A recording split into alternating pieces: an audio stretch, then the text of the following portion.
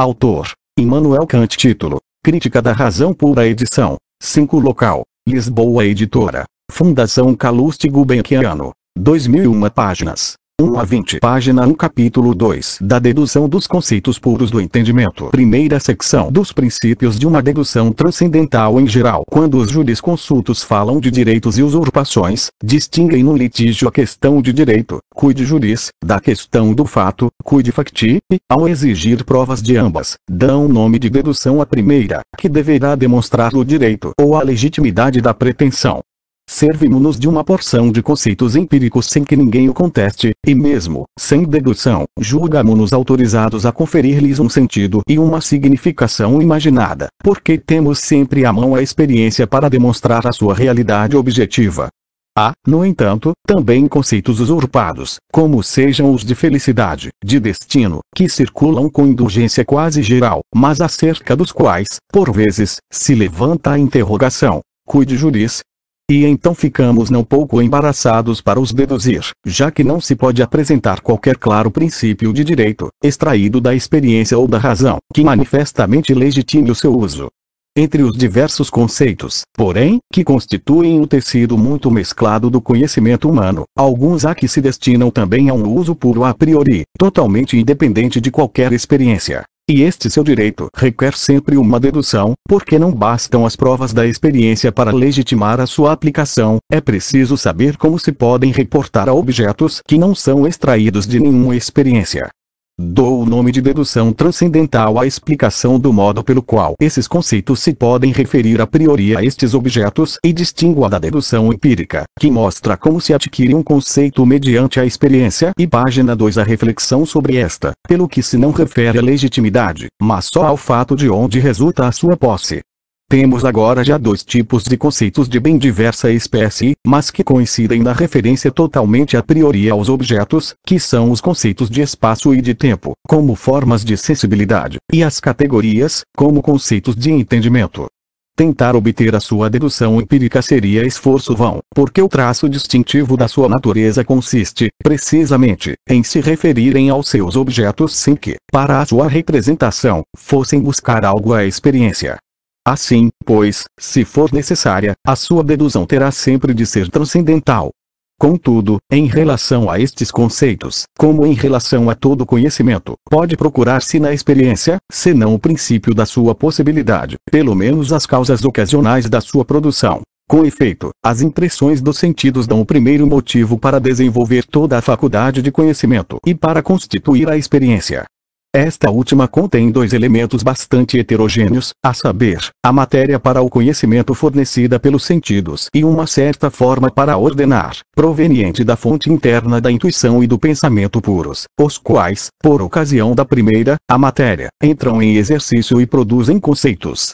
Tal rastreio dos primeiros esforços da nossa capacidade de conhecimentos para ascender a conceitos gerais a partir de percepções singulares tem, sem dúvida, grande utilidade e deve agradecer-se ao célebre Locke ter sido o primeiro a abrir este caminho. Somente, nunca desse modo se alcança uma dedução dos conceitos puros a priori, pois não se obtém por essa via, efetivamente, com vista ao seu futuro, que deverá ser completamente independente da experiência, tais conceitos têm de apresentar um certificado de nascimento muito diferente daquele que os faz derivar da experiência. A esta tentativa aí de derivação fisiológica, que não pode verdadeiramente chamar-se dedução, porque se refere a uma questione facti, chamarei, por conseguinte, explicação da posse de um conhecimento puro. É claro, portanto, que destes conceitos só pode haver uma dedução transcendental e nunca uma dedução empírica, sendo as tentativas desta última, em relação aos conceitos puros a priori, esforços vãos, de que se ocupa somente quem não compreendeu a natureza peculiar destes conhecimentos. Embora se admita um único modo de dedução possível do conhecimento puro a priori, ou seja o da via transcendental, nem por isso daí resulta, ainda, que seja absolutamente necessária. Perseguimos acima os conceitos de espaço e de tempo até as suas fontes mediante uma dedução transcendental e explicamos e determinamos a sua validade objetiva a priori. No entanto, a geometria segue o seu caminho seguro através de puros conhecimentos a priori, sem que tenha de pedir à filosofia um certificado da origem pura e legítima do seu conceito fundamental de espaço. Contudo, o uso do conceito nesta ciência refere-se apenas ao mundo sensível exterior, de cuja intuição o espaço é a forma pura, no qual, portanto, todo o conhecimento geométrico, porque fundado numa intuição a priori, tem imediata evidência, sendo os objetos dados a priori, quanto e a forma, na intuição pelo próprio conhecimento. Pelo contrário, os conceitos puros do entendimento suscitam a necessidade inevitável de procurar, não só a sua dedução transcendental, mas também a do espaço.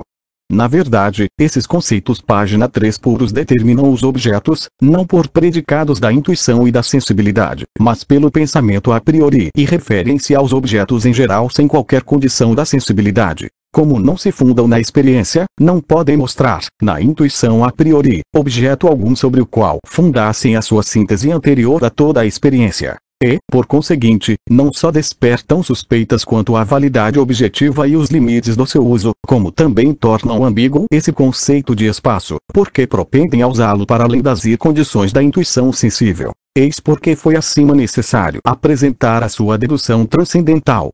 O leitor deverá, pois, persuadir-se da imprescindível necessidade desta dedução transcendental, antes de dar um único passo no campo da razão pura. De outro modo procede às cegas e, após diversos extravios, tem de regressar novamente à incerteza de onde partiu. Mas deve também reconhecer previamente, com clareza, a inevitável dificuldade, para se não lamentar da obscuridade em que o próprio assunto está profundamente envolto, e para não se desencorajar, prematuramente, pelos obstáculos a remover, quando importa decidir se desistimos por completo de todas as pretensões a conhecimentos da razão pura como o campo mais ambicionado, a saber, o de ultrapassar as fronteiras da experiência possível, ou se levamos a cabo integralmente esta investigação crítica. Pouco nos custou anteriormente fazer compreender, em relação aos conceitos de espaço e de tempo, como, sendo eles embora conhecimentos a priori, se deviam contudo referir necessariamente a objetos, e permitiam o conhecimento sintético destes, independentemente de qualquer experiência. Visto que um objeto só nos pode aparecer mediante estas formas puras da sensibilidade, isto é, ser um objeto da intuição empírica, o espaço e o tempo são intuições puras que contêm a priori a condição da possibilidade dos objetos enquanto fenômenos, e a sua síntese possui validade objetiva. As categorias do entendimento, pelo contrário, de modo algum apresentam as condições em que os objetos nos são dados na intuição. Por conseguinte, podem-nos sem dúvida aparecer objetos, que se não relacionem necessariamente com as funções do entendimento e dos quais este, portanto, não contém as condições a priori. Eis porque se nos depara aqui uma dificuldade, que não encontramos no campo da sensibilidade e que é a seguinte: como poderão ter validade objetiva as condições subjetivas do pensamento, isto é, como poderão proporcionar as condições da possibilidade de todo conhecimento dos objetos? Pois não há dúvida que podem ser dados fenômenos na intuição sem as funções do entendimento. Tomo, por exemplo, o conceito de causa, que significa uma espécie particular de síntese, visto que algo a se sucede, segundo uma regra, algo bem diferente. Não se vê claramente a priori por que é que os fenômenos deverão conter semelhante coisa, pois não se podem dar como prova experiências, porque a validade objetiva desse conceito tem de poder ser demonstrada a priori. Daí que haja motivo para duvidar a priori se tal conceito não será porventura vazio e sem correspondência com qualquer objeto entre os fenômenos. É óbvio que os objetos da intuição sensível têm que ser conformes às condições formais da sensibilidade, que se encontram a priori no espírito, pois de outro modo não seriam objetos para nós. Que, além disso, devam também ser conformes às condições de que o entendimento carece para a unidade sintética do pensamento, é consequência menos fácil de reconhecer. Pois, de qualquer maneira, poderia haver fenômenos, de tal modo constituídos, que o entendimento os não considerasse conformes às condições da sua unidade e que tudo se encontrasse em tal confusão que, na sequência dos fenômenos, por exemplo, nada se oferecesse que nos proporcionasse uma regra de síntese e assim correspondesse ao conceito de causa e efeito. De tal sorte que este conceito seria totalmente página 4 vazio, nulo e destituído de significação. Nem por isso os fenômenos deixariam de apresentar objetos à nossa intuição, pois esta não carece, de modo algum, das funções do pensamento.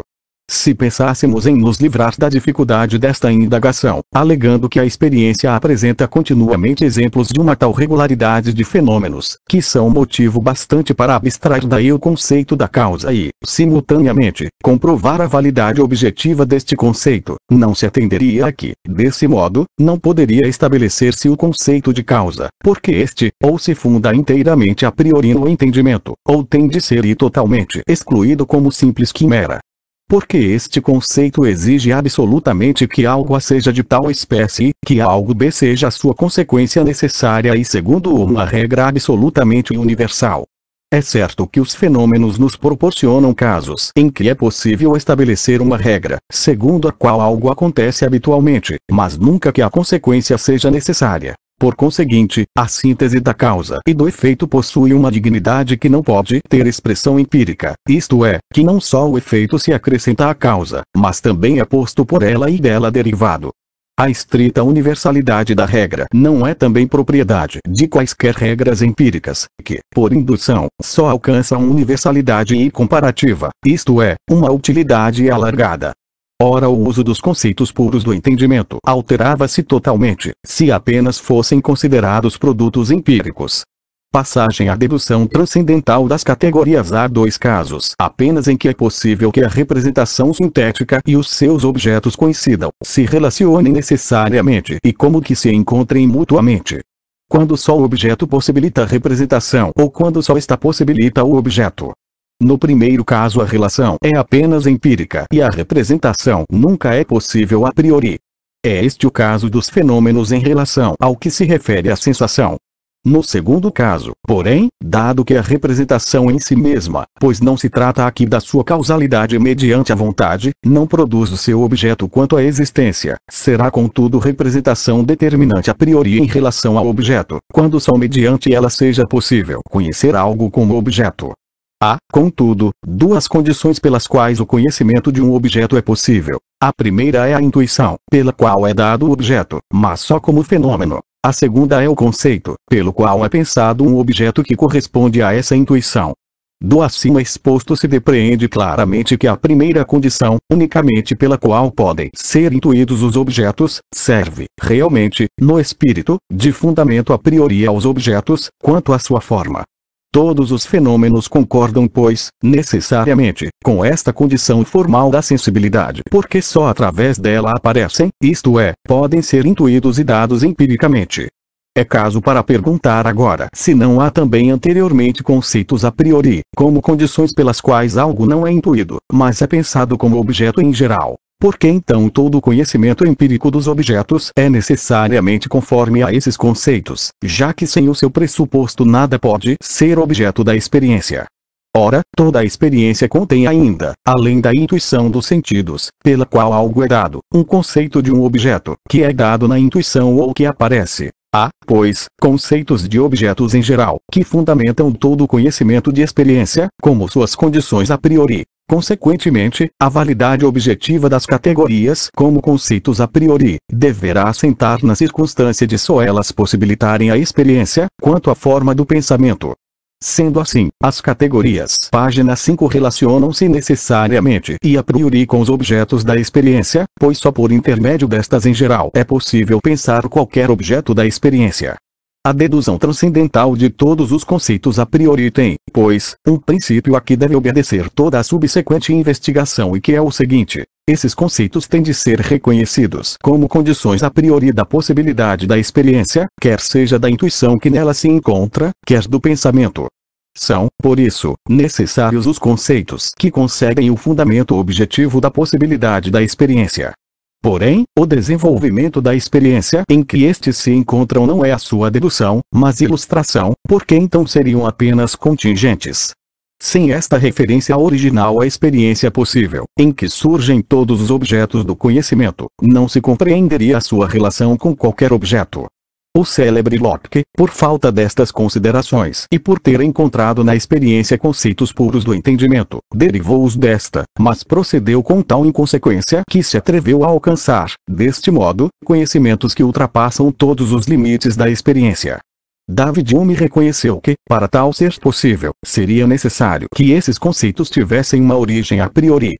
Mas, não podendo de maneira nenhuma explicar como era possível que o entendimento devesse pensar como necessariamente ligados no objeto, conceitos que não estão ligados, em si, no entendimento, e como não lhe ocorreu que o entendimento poderia, porventura, mediante esses conceitos, ser o autor da experiência onde se encontram os seus objetos, foi compelido a derivá-los da experiência, a saber, de uma necessidade subjetiva, que resulta de uma frequente associação na experiência, e se chega a tomar falsamente por objetiva, que é o hábito. Mas procedeu em seguida de modo muito consequente, considerando impossível ultrapassar os limites da experiência com estes conceitos ou com os princípios a que dão origem. Porém, a derivação empírica, e a que ambos recorreram, não se coaduna com a realidade dos conhecimentos científicos a priori que possuímos, ou seja, os da matemática pura e os da ciência geral da natureza, sendo, por conseguinte, refutada pelo fato. O primeiro destes dois homens ilustres abriu de par em par as portas à extravagância porque a razão, quando tem direitos por seu lado, não se deixa facilmente sofrear por vagos incitamentos à moderação. O segundo entregou-se totalmente ao cepticismo, quando julgou descobrir que era ilusória a nossa capacidade de conhecimento, geralmente considerada razão. Estamos agora prestes a tentar ver se não é possível conduzir a razão humana incólume por entre esses dois escolhos, procurando fixar-lhe limites determinados e, todavia, manter aberto todo o campo da sua legítima atividade. Antes, porém, quero apenas retomar ainda a explicação das categorias. São conceitos de um objeto em geral, por intermédio dos quais a intuição desse objeto se considera determinada em relação a uma das funções lógicas do juízo. Assim, a função do juízo categórico era a da relação do sujeito com o predicado. Por exemplo, todos os corpos são divisíveis. Mas, em relação ao uso meramente lógico do entendimento, fica indeterminado a qual dos conceitos se queria atribuir a função de sujeito e a qual a de predicado. Pois também se pode dizer, algo divisível é um corpo. Pela categoria da substância, porém, se nela fizer incluir o conceito de corpo, determina-se que a sua intuição empírica na experiência deverá sempre ser considerada como sujeito, nunca como simples predicado. E assim em todas as restantes categorias. Página 6. Segunda secção da dedução dos conceitos puros do entendimento dos princípios a priori da possibilidade da experiência é completamente contraditório e impossível que um conceito deva ser produzido a priori e se reporte a um objeto, embora não esteja incluído no conceito de experiência possível, nem se componha de elementos de uma experiência possível. Com efeito, não possuiria nesse caso conteúdo, pois não lhe corresponderia nenhuma intuição, visto que as intuições em geral, pelas quais nos podem ser dados os objetos, constituem o campo ou o objeto total da experiência possível. Um conceito a priori, que não se referisse a elas, seria apenas a forma lógica de um conceito, mas não o próprio conceito pelo qual algo seria pensado para distinguir da sensibilidade. Toda a ligação, acompanhada ou não de consciência, quer seja a ligação do diverso da intuição ou de vários conceitos, quer, no primeiro caso, seja uma intuição sensível ou não sensível, é um ato do entendimento a que aplicaremos o nome genérico da síntese para fazer notar, ao mesmo tempo, que não podemos representar coisa alguma como sendo ligada no objeto se não a tivermos nós ligado previamente e também que, entre todas as representações, a ligação é a única que não pode ser dada pelos objetos, mas realizada unicamente pelo próprio sujeito, porque é um ato da sua espontaneidade. Aqui facilmente nos apercebemos que este ato deve ser originariamente único e deverá ser igualmente válido para toda a ligação e que a decomposição em elementos, a análise, que parece ser o seu contrário, sempre afinal a pressupõe. Pois que, onde o entendimento nada ligou previamente, também nada poderá desligar, porque só por ele foi possível ser dado algo como ligado à faculdade de representação. Mas, o conceito de ligação inclui também, além do conceito do diverso e da sua síntese, o da unidade desse diverso. Ligação é a representação da unidade sintética do diverso. A representação dessa unidade não pode, pois, surgir da ligação. Foi antes juntando-se a representação do diverso que possibilitou o conceito de ligação. Esta unidade, que precede a priori todos os conceitos de ligação, não é a categoria da unidade. Porque todas as categorias têm por fundamento as funções lógicas dos juízos, e nestes já é pensada a ligação, por conseguinte a unidade de conceitos dados. A categoria pressupõe, portanto, já a ligação. Temos, pois, que buscar esta unidade, como qualitativa, mais alto ainda, a saber, no que já propriamente contém o fundamento da unidade de conceitos diversos nos juízos e, por conseguinte, da possibilidade do entendimento, mesmo no seu uso lógico. Da unidade originariamente sintética da percepção eu penso deve poder acompanhar todas as minhas representações. Se assim não fosse, algo se representaria em mim, que não poderia, de modo algum, ser pensado, que o mesmo é dizer, que a representação ou seria impossível ou pelo menos nada seria para mim. A representação que pode ser dada antes de qualquer pensamento chama-se intuição. Portanto, todo o diverso da intuição possui uma relação necessária ao eu penso, no mesmo sujeito em que esse diverso se encontra. Esta representação, porém, é um ato da espontaneidade, isto é, não pode página 7 considerar-se pertencente à sensibilidade. Dou-lhe o nome de apercepção pura, para a distinguir da empírica ou ainda o de apercepção originária, porque aquela autoconsciência que, ao produzir a representação eu penso, que tem de poder acompanhar todas as outras, e que é una e idêntica em toda a consciência, não pode ser acompanhada por nenhuma outra. Também chamo a unidade dessa representação a unidade transcendental da autoconsciência, para designar a possibilidade do conhecimento a priori a partir dela. Porque as diversas representações, que nos são dadas em determinada intuição, não seriam todas representações minhas se não pertencessem na sua totalidade a uma autoconsciência. Quer dizer, enquanto representações minhas, embora me não aperceba delas enquanto tais, têm de ser necessariamente conformes com a única condição pela qual se podem encontrar reunidas numa autoconsciência geral, pois não sendo assim, não me pertenceriam inteiramente. Desta ligação originária se podem extrair muitas consequências. Acontece que esta identidade total da percepção de um diverso dado na intuição contém uma síntese das representações e só é possível pela consciência desta síntese. Com efeito, a consciência empírica que acompanha diferentes representações é em si mesma dispersa e sem referência à identidade do sujeito. Não se estabelece, pois, essa referência só porque acompanho com a consciência toda a representação, mas porque acrescento uma representação a outra e tenho consciência da sua síntese. Só porque posso ligar numa consciência a um diverso de representações dadas, posso obter por mim próprio a representação da identidade da consciência nestas representações. Isto é, a unidade analítica da percepção só é possível sob o pressuposto de qualquer unidade sintética. O pensamento de que estas representações dadas na intuição me pertencem todas equivale a dizer que eu as uno em uma autoconsciência ou pelo menos posso fazê-lo. E, embora não seja ainda, propriamente, a consciência da síntese das representações, pressupõe pelo menos a possibilidade desta última. Isto é, só porque posso abranger o diverso dessas representações numa única consciência chamo a todas, em conjunto, minhas representações. Não sendo assim, teria um eu tão multicolor e diverso quanto tenho representações das quais sou consciente.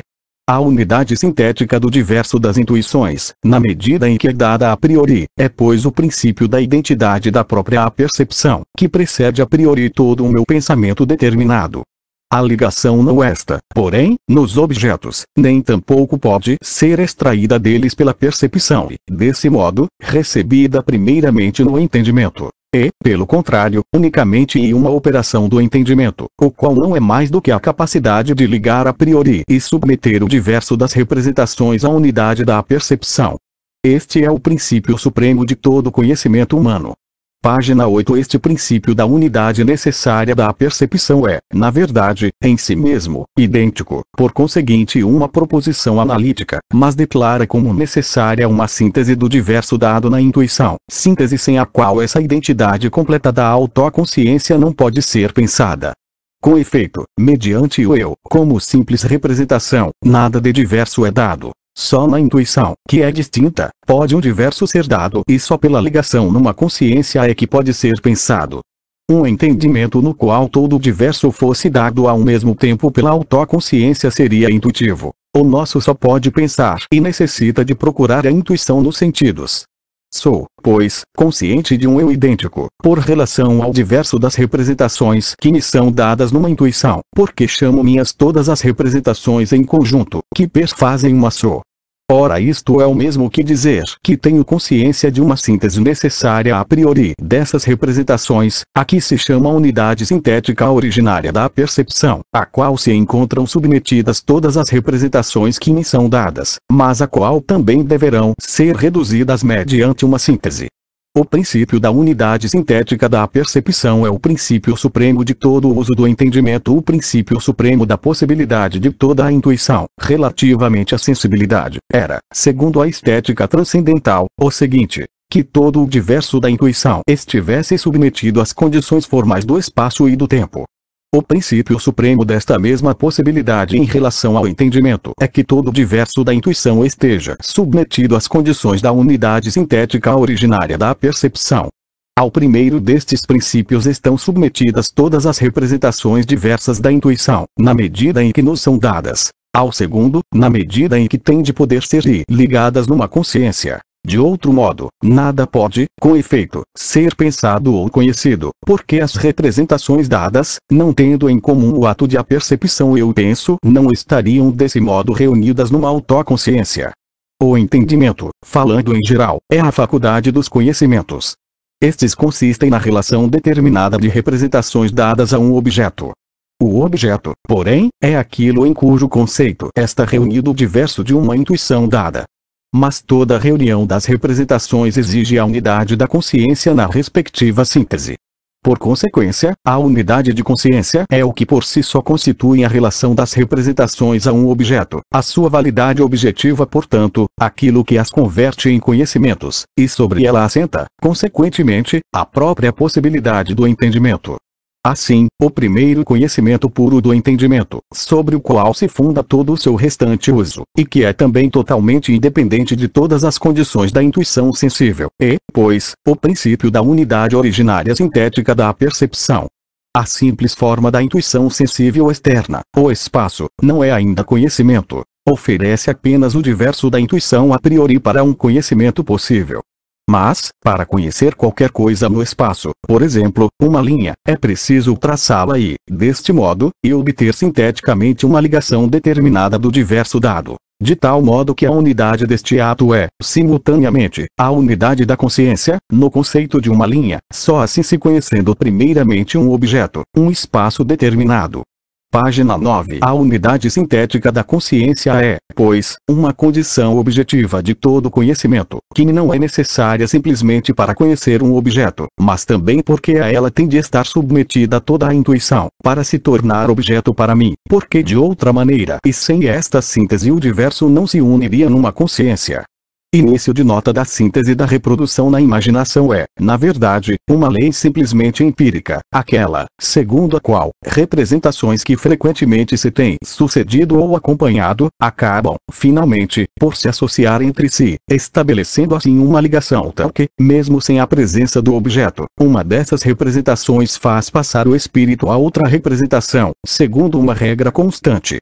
Esta lei da reprodução pressupõe, contudo, que os próprios fenômenos estejam realmente submetidos a uma tal regra e que no diverso das suas representações tenha lugar acompanhamento ou sucessão, segundo certas regras. A não ser assim, a nossa imaginação empírica não teria nunca nada a fazer que fosse conforme a sua faculdade, permanecendo oculta no íntimo do espírito como uma faculdade morta e desconhecida para nós próprios.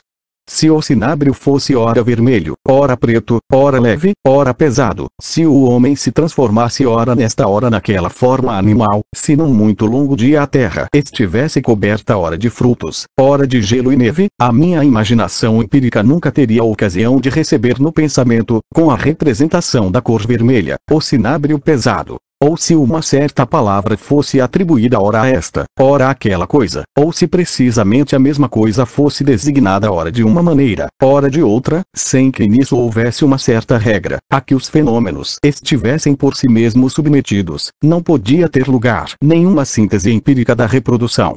Fim de nota. O que é a unidade objetiva da autoconsciência? A unidade transcendental da percepção é aquela pela qual todo o diverso dado numa intuição é reunido num conceito do objeto. Disse, por isso, que é objetiva e tem de ser distinguida da unidade subjetiva da consciência, que é uma determinação do sentido interno, pela qual é dado empiricamente o diverso da intuição para ser assim ligado. Depende das circunstâncias ou da condições empíricas, em que eu possa empiricamente tomar consciência do diverso como simultâneo ou como sucessivo. Daí que a unidade empírica da consciência, por meio da associação de representações, diga respeito a um fenômeno e seja inteiramente contingente. Em contrapartida, a forma pura da intuição no tempo, simplesmente como intuição em geral, que contém um diverso dado, está submetido à unidade original da consciência, apenas através da relação necessária do diverso da intuição a um eu penso, ou seja, pela síntese pura do entendimento, que serve a priori de fundamento à síntese empírica. Só essa unidade é objetivamente válida. A unidade empírica da percepção, que aqui não consideramos e que, além disso, só é derivada da primeira, sob condições dadas e em concreto, apenas tem validade subjetiva. Uns ligam a representação de certa palavra com uma coisa, outros com outra. A unidade da consciência, no que é empírico, não tem valor necessário e universal em relação ao que é dado. Página 10. A forma lógica de todos os juízos consiste na unidade objetiva da percepção dos conceitos aí contidos. Nunca me pude contentar com a explicação que os lógicos dão de um juízo em geral, e, segundo dizem, a representação de uma relação entre dois conceitos. E sem entrar em disputa sobre o errôneo da explicação, embora deste engano proviessem consequências nefastas para a lógica, porquanto apenas serve para os juízos categóricos, mas não para os juízos hipotéticos e disjuntivos, que não contêm uma relação de conceitos, mas sim de juízos, apenas farei notar que aí se não determina em que consiste essa relação. Quando, porém, atento com mais rigor na relação existente entre os conhecimentos dados em cada juízo e a distingo, como pertencente ao entendimento, da relação segundo as leis da imaginação reprodutiva, que apenas possui validade subjetiva, encontro que um juízo mais não é do que a maneira de trazer a unidade objetiva da percepção conhecimentos dados. A função que desempenha a cópula e nos juízos visa distinguir a unidade objetiva de representações dadas da unidade subjetiva. Com efeito, a cópula indica a relação dessas representações à percepção originária e à sua unidade necessária, mesmo que o juízo seja empírico e, portanto, contingente, como, por exemplo, o seguinte: os corpos são pesados. Não quero com isto dizer que estas representações pertençam, na intuição empírica, necessariamente umas às outras, mas somente que pertencem umas às outras, na síntese das intuições, graças à unidade necessária da percepção, isto é, segundo princípios da determinação objetiva de todas as representações, na medida em que daí possa resultar um conhecimento, princípios esses que são todos derivados do princípio da unidade transcendental da percepção. Só assim dessa relação surge um juízo, ou seja uma relação objetivamente válida, que se distingue suficientemente de uma relação destas mesmas representações, na qual há validade apenas subjetiva, como por exemplo a que é obtida pelas leis da associação. Em conformidade com estas últimas diria apenas: quando seguro um corpo, sinto uma pressão de peso, mas não que o próprio corpo seja pesado. O que é o mesmo que dizer que ambas estas representações estão ligadas no objeto, isto é, são indiferentes ao estado do sujeito, e não apenas juntas na percepção, por muito repetida que possa ser. Início de nota da síntese da recognição no conceito. Sem a consciência de que aquilo que nós pensamos é precisamente o mesmo que pensávamos no instante anterior, seria vã toda a reprodução na série das representações. Pois haveria no estado atual uma nova representação, que não pertenceria ao ato pelo qual devia ser, pouco a pouco, produzida, e o diverso dessa representação não formaria nunca um todo, porque lhe faltava a unidade, que só a consciência lhe pode alcançar. Se esquecesse, ao contar, que as unidades, que tenho presentemente diante dos sentidos, foram pouco a pouco acrescentadas por mim umas às outras, não reconheceria a produção do número por esta adição sucessiva de unidade a unidade nem, por conseguinte, o número, pois este conceito consiste unicamente na consciência desta unidade da síntese. A palavra conceito poderia já, por si mesma, conduzir-nos a esta observação. Com efeito, esta consciência una é que reúne numa representação o diverso, sucessivamente intuído e depois também reproduzido. Fim de nota. Página 11. Todas as intuições sensíveis estão submetidas às categorias, como as condições pelas quais unicamente o diverso daquelas intuições se pode reunir numa consciência e o dado diverso numa intuição sensível está submetido necessariamente à unidade sintética originária da percepção, porque só mediante esta é possível a unidade da intuição. Porém, o ato do entendimento, pelo qual o diverso de representações dadas, quer sejam intuições ou conceitos, é submetida a uma percepção em geral, é a função lógica dos juízos. Assim, todo o diverso, na medida em que é dado numa intuição empírica, é determinado em relação a uma das funções lógicas do juízo, mediante a qual é conduzido a uma consciência em geral. Ora, as categorias não são mais do que estas mesmas funções do juízo, na medida em que o diverso de uma intuição dada é determinado em relação a elas. Assim, também numa intuição dada, o diverso se encontra necessariamente submetido às categorias. Observação: um diverso, contido numa intuição a que chamo minha, é representado pela síntese do entendimento como pertencente à unidade necessária da autoconsciência, o que acontece por intermédio da categoria. Esta indica, pois, que a consciência empírica de um diverso dado de uma intuição está submetida a uma autoconsciência pura a priori, do mesmo modo que a intuição empírica está submetida a uma intuição sensível pura, que igualmente se verifica a priori. A proposição precedente constitui, pois, o início de uma dedução dos conceitos puros do entendimento, na qual, já que as categorias têm origem apenas no entendimento e independentemente da sensibilidade, tenho ainda de abstrair da maneira como o diverso é dado numa intuição empírica, para apenas atentar na unidade que é conferida à intuição pelo entendimento, mediante a categoria.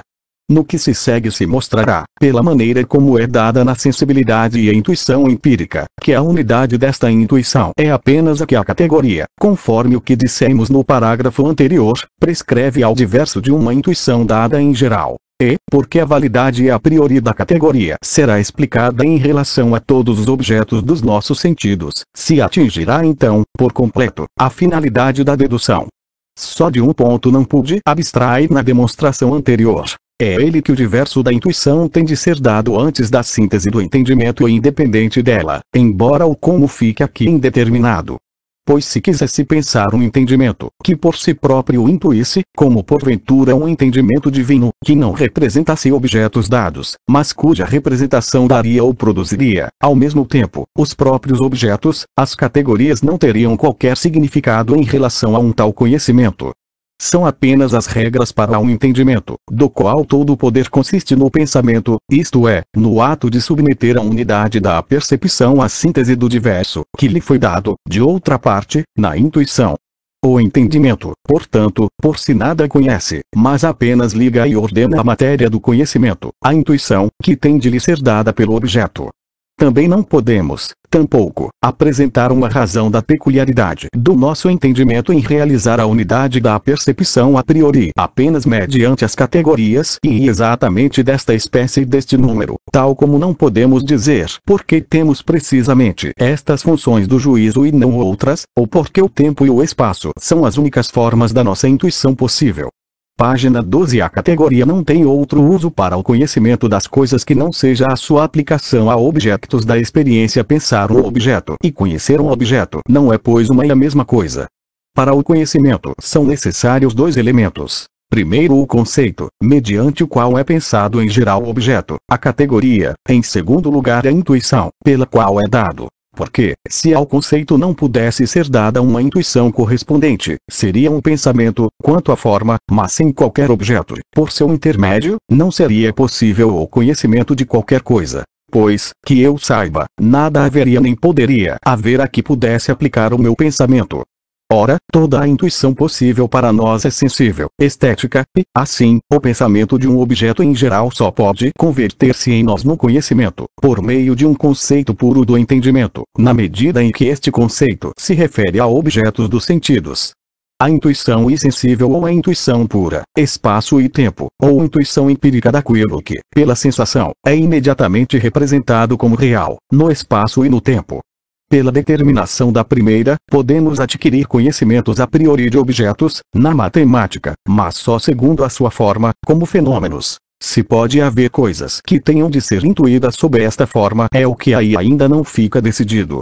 Consequentemente, todos os conceitos matemáticos não são por si mesmos ainda conhecimentos, senão na medida em que se pressupõe que há coisas que não podem ser apresentadas a nós a não ser segundo a forma dessa intuição sensível pura. Coisas no espaço e no tempo só nos são dadas, porém, na medida em que são percepções, representações acompanhadas de sensação, por conseguinte graças à representação empírica.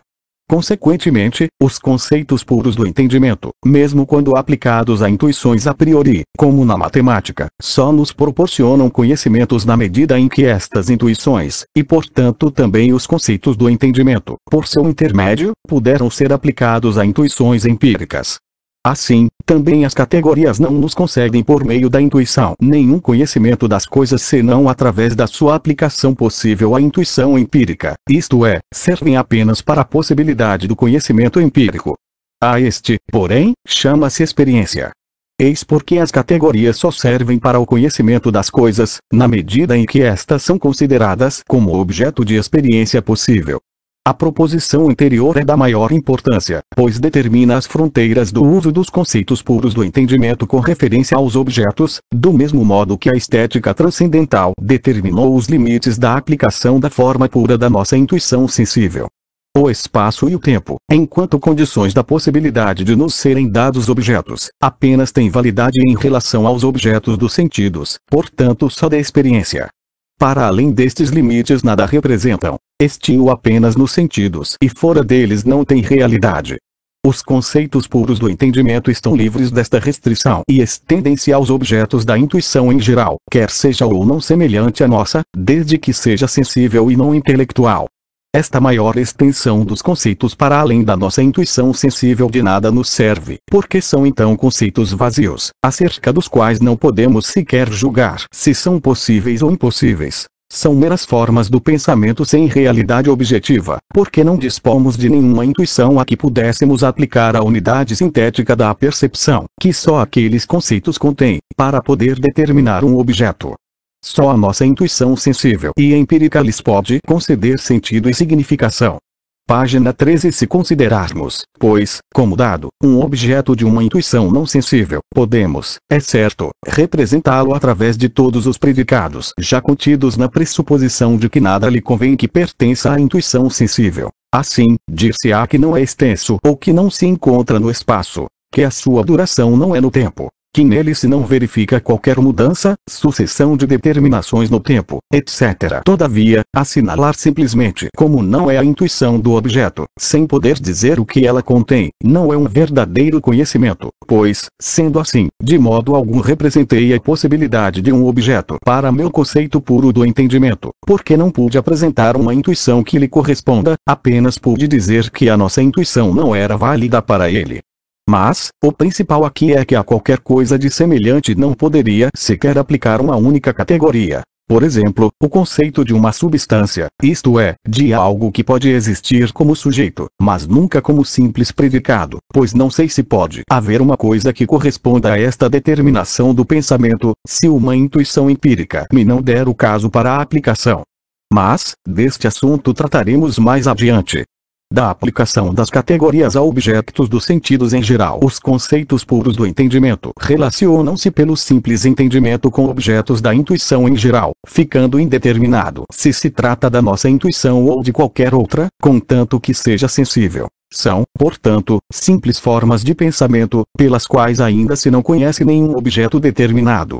A síntese ou ligação do diverso nestes conceitos referiu-se apenas à unidade da percepção, sendo assim o fundamento da possibilidade de conhecimento a priori, na medida em que este assenta no entendimento. Por conseguinte, esta síntese não é só transcendental, mas também puramente intelectual.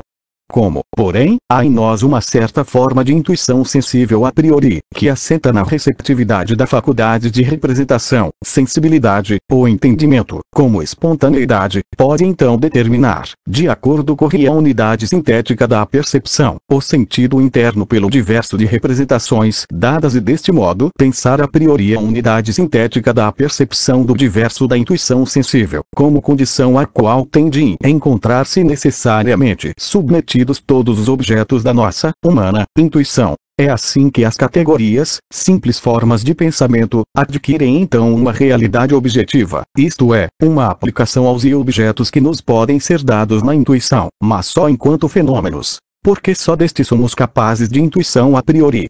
Esta síntese do diverso da intuição sensível, que é possível e necessária a priori, pode denominar-se figurada, síntese especiosa, para a distinguir da que, em relação ao diverso de uma intuição em geral, seria pensada na simples categoria e se denomina síntese do entendimento, sínteses intelectualis. Ambas ao transcendentais, não só porque se processam a priori, mas também porque fundamentam a priori a possibilidade de outros conhecimentos a priori. Página 14. A síntese figurada, porém, quando se refere apenas à unidade sintética originária da percepção, ou seja, a esta unidade transcendental que é pensada nas categorias, deverá chamar-se síntese transcendental da imaginação, para a distinguir da ligação simplesmente intelectual. A imaginação é a faculdade de representar um objeto, mesmo sem a presença deste na intuição. Mas, visto que toda a nossa intuição é sensível, a imaginação pertence à sensibilidade, porque a condição subjetiva é a única pela qual pode ser dada aos conceitos do entendimento uma intuição correspondente. Na medida, porém, em que a sua síntese é um exercício da espontaneidade, que é determinante, e não apenas, como o sentido, determinável, pode determinar a priori o sentido, quanto à forma, de acordo com a unidade da percepção. É portanto uma faculdade de determinar a priori a sensibilidade, e a sua síntese das intuições, de conformidade com as categorias, tem de ser a síntese transcendental da imaginação, que é um efeito do entendimento sobre a sensibilidade e que é a primeira aplicação do entendimento, e simultaneamente o fundamento de todas as restantes, a objetos da intuição possível para nós. Sendo figurada e distinta da síntese intelectual, que se realiza simplesmente pelo entendimento, sem o auxílio da imaginação.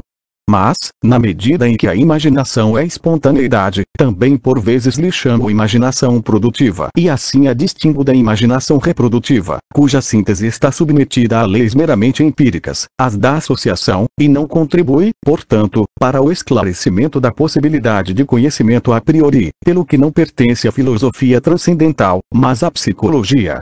Início de nota. A explicação preliminar da possibilidade das categorias como conhecimento a priori. Há apenas uma experiência, onde todas as percepções são representadas num encadeamento completo e conforme a leis, da mesma maneira que apenas há um espaço e um tempo em que tem lugar todas as formas do fenômeno e todas as relações do ser e do não ser. Quando se fala de experiências diferentes, trata-se apenas de outras tantas percepções, que pertencem a uma única e mesma experiência. A unidade completa e sintética das percepções exprime, com efeito, precisamente a forma da experiência e não é outra coisa que a unidade sintética dos fenômenos segundo conceitos. Fim de nota. E agora há aqui o lugar para esclarecer o paradoxo, que a ninguém deve ter passado despercebido na exposição da forma do sentido interno, a saber, que este nos apresenta aí consciência, não como somos em nós próprios, mas como nos aparecemos, porque só nos intuímos, tal como somos interiormente afetados. O que parece ser contraditório, na medida em que assim teríamos de nos comportar perante nós mesmos como passivos. Por este motivo, nos sistemas de psicologia se prefere habitualmente identificar o sentido interno com a capacidade de apercepção, que nós cuidadosamente distinguimos. Página 15. O que determina o sentido interno é o entendimento e a sua capacidade originária de ligar o diverso da intuição, isto é, de o submeter a uma apercepção, como aquilo sobre o qual assenta a sua própria possibilidade.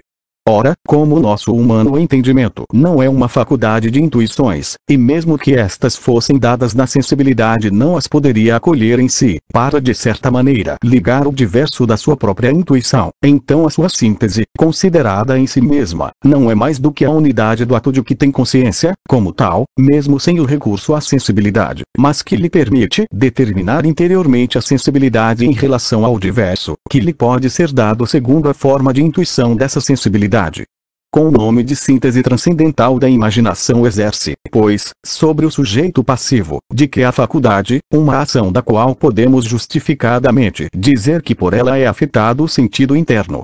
A percepção e a sua unidade sintética são pois tão pouco idênticas ao sentido interno, que as primeiras, enquanto fonte de toda a ligação, se dirigem, com o nome de categorias, ao diverso das intuições em geral e aos objetos em geral, anteriormente a qualquer intuição sensível. Ao passo que o sentido interno, pelo contrário, contém a simples forma da intuição, mas sem a ligação do diverso nela inclusa, não contendo, portanto, nenhuma intuição determinada. Esta só é possível pela consciência da determinação do seu sentido interno mediante o ato transcendental da imaginação, influência sintética do entendimento sobre o sentido interno, a que dei o nome de síntese figurada. Constantemente nos apercebemos disto em nós. Não podemos pensar uma linha sem a traçar em pensamento, nem pensar um círculo sem o descrever, nem obter a representação das três dimensões do espaço sem traçar três linhas perpendiculares entre si, a partir do mesmo ponto, nem mesmo representar o tempo sem que, ao traçar uma linha reta, que deverá ser a representação exterior figurada do tempo, atentemos no ato da síntese do diverso pelo qual determinamos sucessivamente o sentido interno e, assim, na sucessão desta determinação que nele tem lugar.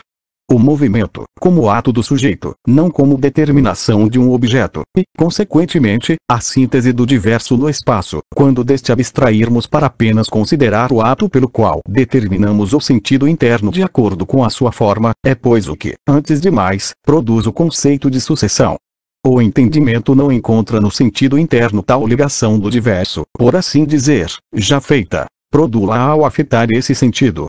Mas como poderá o eu penso, distinguir-se do eu que se intui a si próprio? Posso ainda imaginar um outro modo de intuição, ao menos como possível, e todavia ser idêntico a este último, como um mesmo sujeito. Como, portanto, poderei dizer que eu, enquanto inteligência e sujeito pensante, me conheço a mim próprio como objeto pensado, na medida em que me sou, além disso, dado na intuição, apenas a semelhança de outros fenômenos, não como sou perante o entendimento, mas tal como me apareço? Eis uma questão que não é mais nem menos difícil do que a de averiguar como posso ser em geral para mim mesmo objeto, e precisamente objeto da intuição e das percepções internas.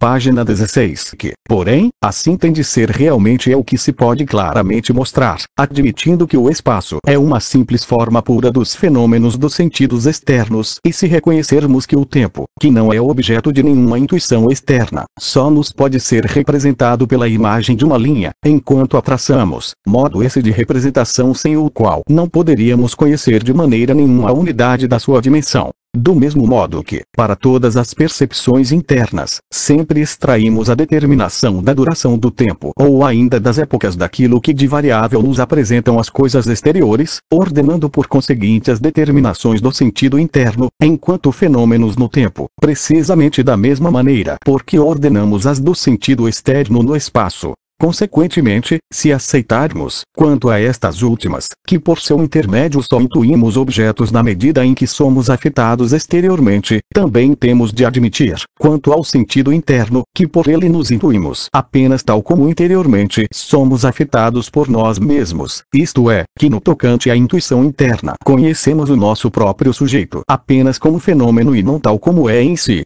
Terceira secção da relação do entendimento aos objetos em geral e da possibilidade de se conhecerem a priori ao contrário, tenho consciência de mim próprio na síntese transcendental do diverso das representações em geral, portanto na unidade sintética originária da percepção, não como apareço a mim próprio, nem como sou em mim próprio, mas tenho apenas consciência que sou. Esta representação é um pensamento e não uma intuição. Ora, como para o conhecimento de nós próprios, além do ato do pensamento que leva à unidade da percepção o diverso de toda a intuição possível, se requer uma espécie determinada de intuição, pela qual é dado esse diverso, a minha própria existência não é, sem dúvida, um fenômeno, e muito menos simples aparência, mas a determinação da minha existência só pode fazer-se, de acordo com a forma do sentido interno, pela maneira peculiar em que é dado, na intuição interna, o diverso que eu ligo. Sendo assim, não tenho conhecimento de mim tal como sou, mas apenas tal como apareço a mim mesmo. A consciência própria está, pois, ainda bem longe de ser um conhecimento de si próprio, não obstante todas as categorias que constituem o pensamento de um objeto em geral pela ligação do diverso numa percepção. Assim como para conhecer um objeto distinto de mim, além de pensar um objeto em geral, na categoria, ainda preciso de uma intuição para determinar esse conceito geral, assim também, para o conhecimento de mim próprio, além da consciência ou do fato de me pensar, careço ainda de uma intuição do diverso em mim, pela qual determine esse pensamento, e existo como uma inteligência. simplesmente consciente da sua faculdade de síntese, mas que, em relação ao diverso que deverá ligar, estando submetida a uma condição restritiva que se chama o sentido interno, só pode tornar intuível essa ligação segundo relações de tempo completamente estranhas aos conceitos próprios do entendimento. Segue-se daí que essa inteligência só pode conhecer-se tal como aparece a si mesma com respeito a uma intuição, que não pode ser intelectual nem ser dada pelo próprio entendimento, e não como se conheceria se a sua intuição fosse intelectual. Página 17. Dedução transcendental do uso empírico possível em geral dos conceitos puros do entendimento. Na dedução metafísica foi posta em evidência em geral a origem a priori das categorias, pela sua completa concordância com as funções lógicas universais do pensamento. E na dedução transcendental, foi exposta a possibilidade dessas categorias como conhecimento a priori dos objetos de uma intuição em geral. Deverá agora explicar-se a possibilidade de conhecer a priori, mediante categorias, os objetos que só podem oferecer-se aos nossos sentidos, não segundo a forma da sua intuição, mas segundo as leis da sua ligação e, por conseguinte, a possibilidade de prescrever, de certo modo, a lei à natureza e mesmo de conferir possibilidade a esta. E pois sem esta aptidão das categorias não se compreenderia como é que tudo o que se pode apresentar aos nossos sentidos deve estar submetido a leis que derivam a priori do entendimento. Antes de mais, convém notar que entendo por síntese da apreensão a reunião do diverso numa intuição empírica pela qual é tornada possível a percepção, isto é, a consciência empírica desta intuição, como fenômeno. Nas representações do espaço e do tempo temos formas a priori da intuição sensível, tanto da externa como da interna, e a síntese da apreensão do diverso do fenômeno tem que ser conforme a essas representações, porque só pode efetuar-se de harmonia com essas formas. Mas o espaço e o tempo não são representados a priori apenas como formas da intuição sensível, mas mesmo como intuições, que contêm um diverso, e, portanto, com a determinação da unidade desse diverso que eles contêm, ver estética transcendental. Assim, a unidade da síntese do diverso em nós ou fora de nós e, por conseguinte, também uma ligação com a qual deve estar conforme tudo o que tem de ser representado de uma maneira determinada no espaço e no tempo, como condição da síntese de toda a apreensão, é dada já a priori, simultaneamente com, não em, essas intuições. Essa unidade sintética, porém, só pode ser a da ligação do diverso de uma intuição dada em geral numa consciência originária, conforme as categorias, mas aplicada somente à nossa intuição sensível. Por conseguinte, toda a síntese, pela qual se torna possível a própria percepção, está submetida às categorias. E como a experiência é um conhecimento mediante percepções ligadas entre si, as categorias são condições da possibilidade da experiência e têm pois também validade a priori em relação a todos os objetos da experiência.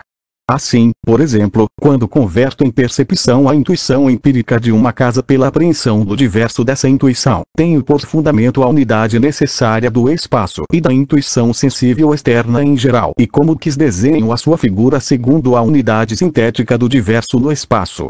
Mas, se abstrair da forma do espaço, esta mesma unidade sintética tem a sua sede no entendimento e é a categoria da síntese do homogêneo numa intuição em geral, ou seja, a categoria da quantidade, a qual deverá portanto ser totalmente conforme esta síntese da apreensão, isto é, a percepção.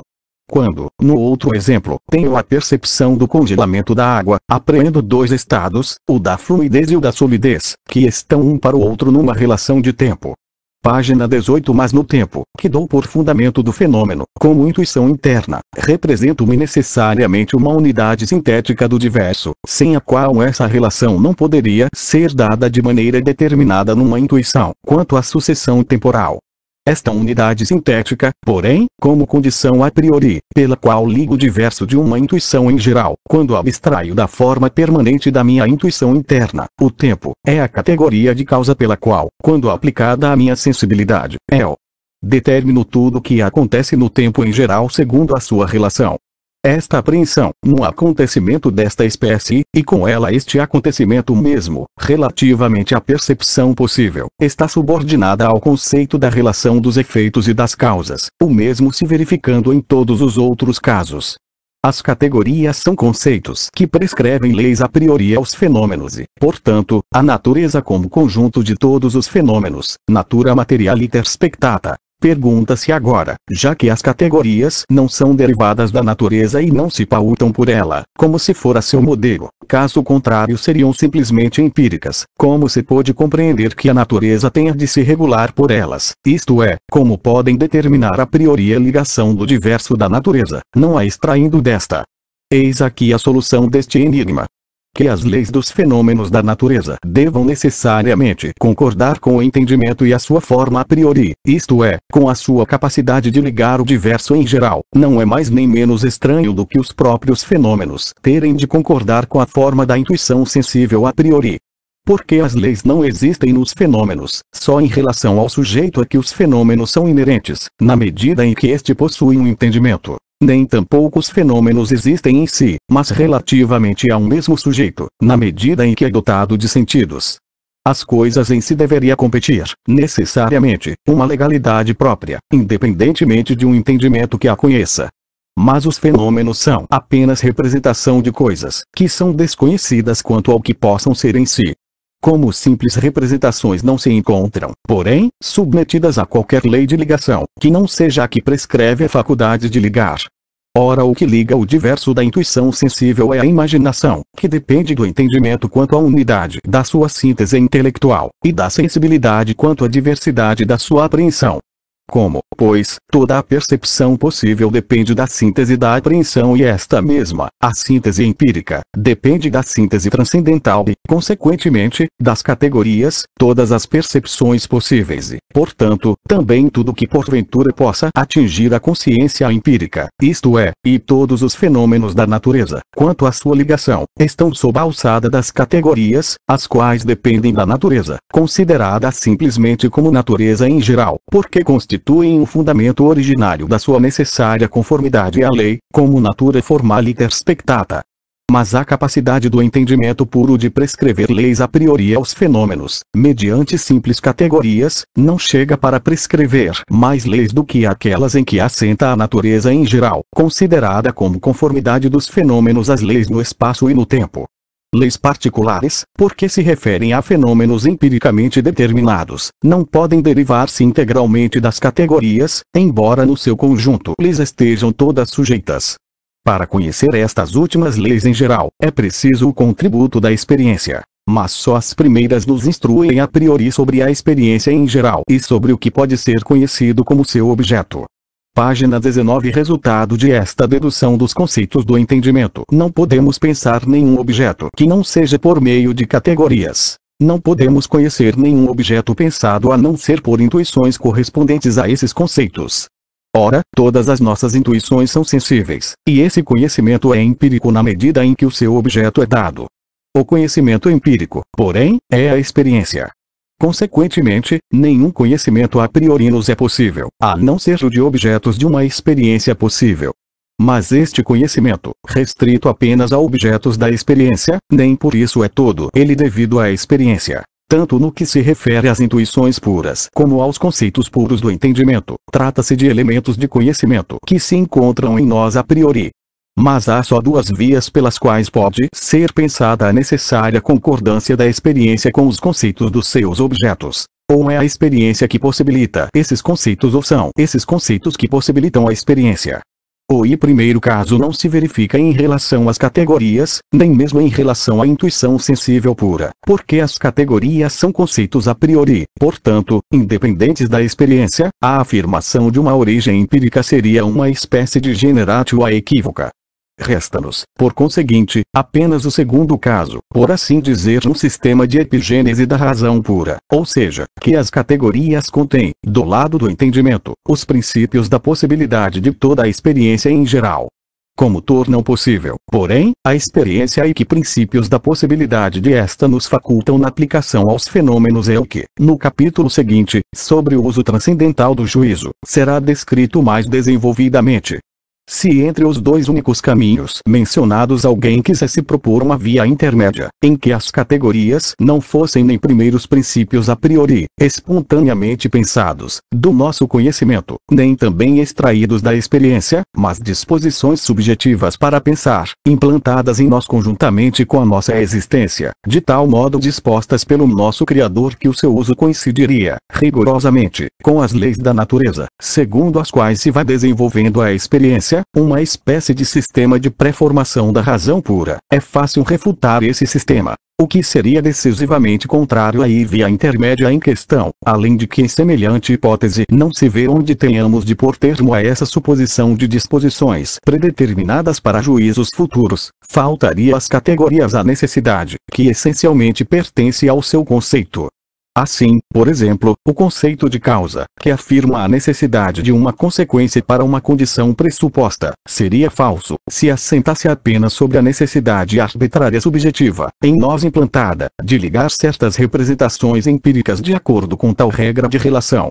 Não poderia dizer, o efeito está ligado à causa no objeto, ou seja, necessariamente. Poderia apenas dizer, sou de tal modo constituído que não posso pensar esta representação de outro modo que não seja ligada desta maneira. Eis o que o cético mais deseja, porque assim todo o nosso saber, fundado na pretensa validade objetiva dos nossos juízos, não seria mais do que pura aparência, e não faltaria quem por si negasse essa necessidade subjetiva, que deve ser sentida. Não se poderia pelo menos argumentar com ninguém sobre aquilo que assenta apenas no modo pelo qual está organizado como sujeito.